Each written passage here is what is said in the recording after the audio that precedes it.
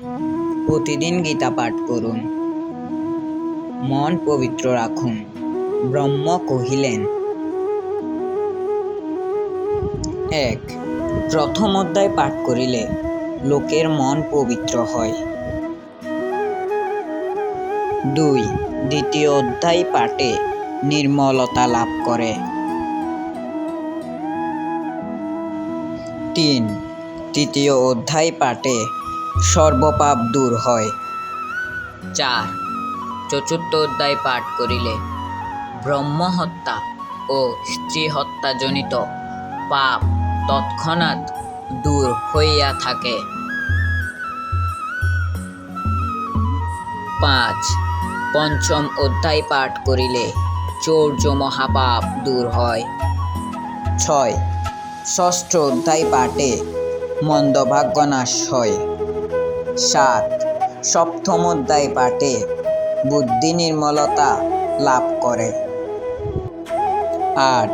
অষ্টম অধ্যায় পাঠে অখাদ্য ও অপেয়জাত সকল প্রকার পাপ দূর হয়। 9. নবম অধ্যায় পাঠে পৃথিবী দানের মতো সম্পূর্ণ লাভ হয়। 10. দশম অধ্যায় পাঠে সর্বপাপ বিনষ্ট হইয়া শ্রেষ্ঠ জ্ঞান জন্মে।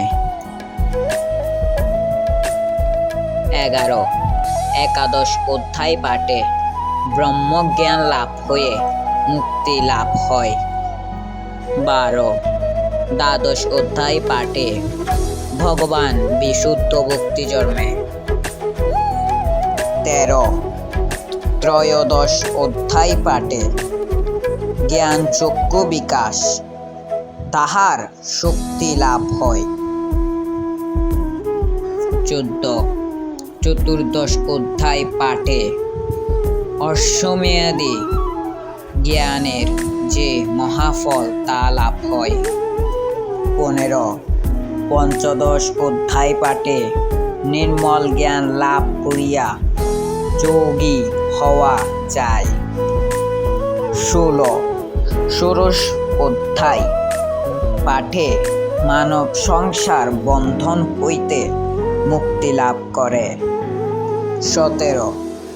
সপ্তদশ অধ্যায় পাঠে ভক্তজনের রাজপেয় নামক যজ্ঞের ফল লাভ করে। 18. অষ্টাদশ অধ্যায় পাঠে জ্ঞানরূপ অগ্নি দ্বারা পাপ দূর হয়। জয় গীতা, জয় গীতা।